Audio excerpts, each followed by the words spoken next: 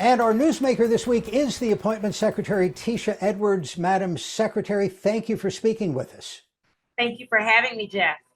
I did a little bit of research on the history of the green bag, and apparently it's an old English term, goes back centuries, but I understand the bag itself is fairly new.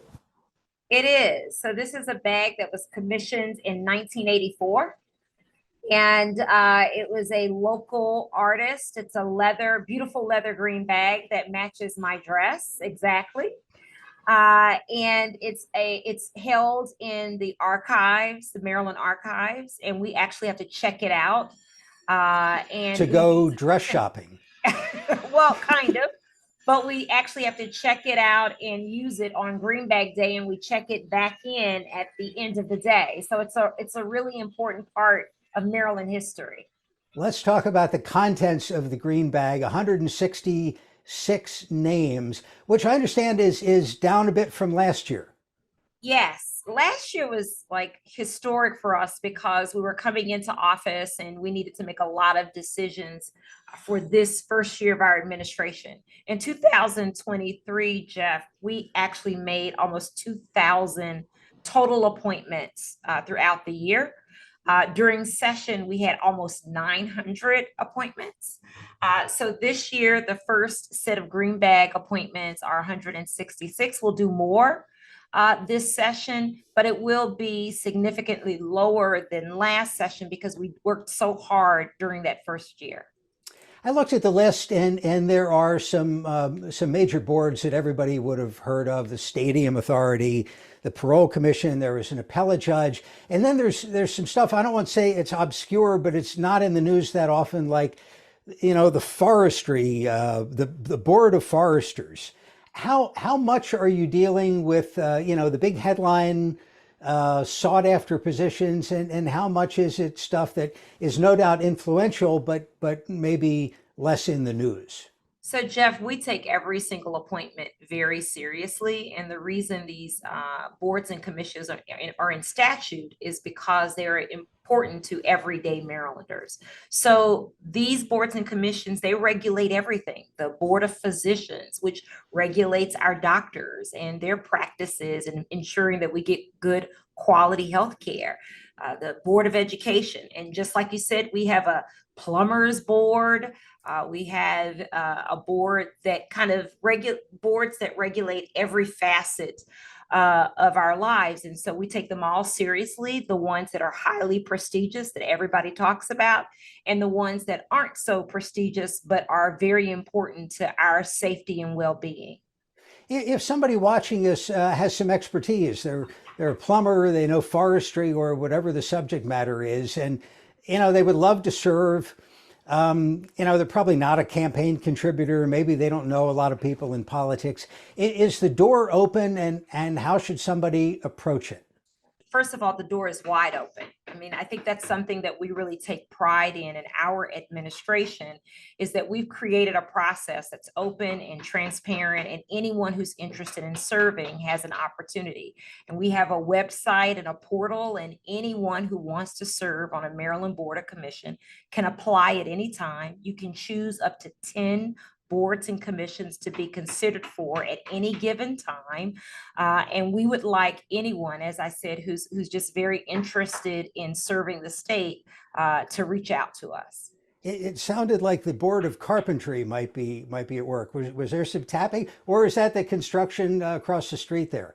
That's the construction that's happening all over State House. We can't get away from that tapping. Sorry about that, Jeff. It's not a problem at all. How much vetting, how much of a background check should somebody expect? There was a case.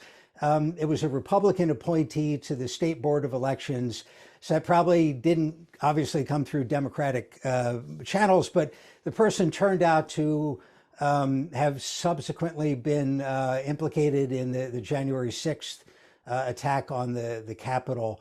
I mean, you have a lot of appointments, you have a limited staff, limited time. How much vetting is there? So the vetting process we take very, very seriously, Jeff. We have a very thorough vetting process for all of our appointees. And we are always reviewing applications, reviewing recommendations, and reviewing every publicly available source of data about our potential nominees with every single board that we're responsible for. In the case of Mr. Ayala, it took the Department of Justice 3 years to identify him as a participant in the events on January 6th. So, it was not something that information that was readily available to anyone.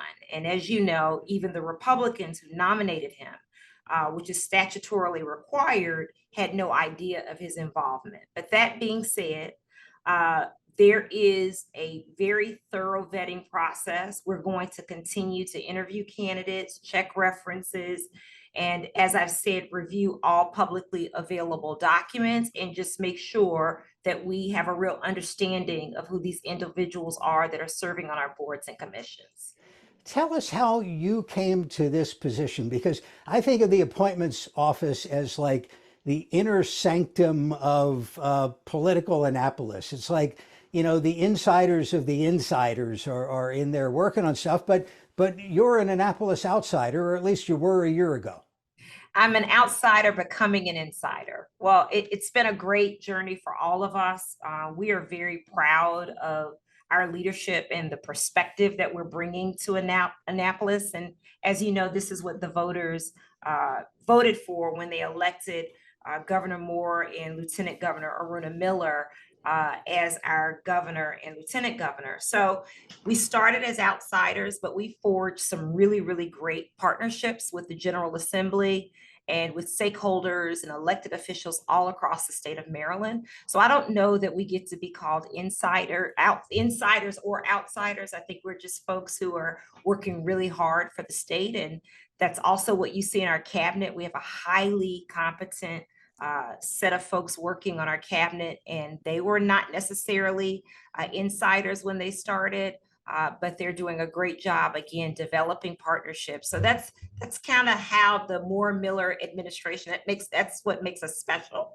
And I think that we've shown that we're doing a lot of great work for Marylanders. Let's talk about there was a task force that you were the chair of on the modernization, I think, of the state hiring system or state personnel. Tell us a little bit about that and maybe what the main recommendation was.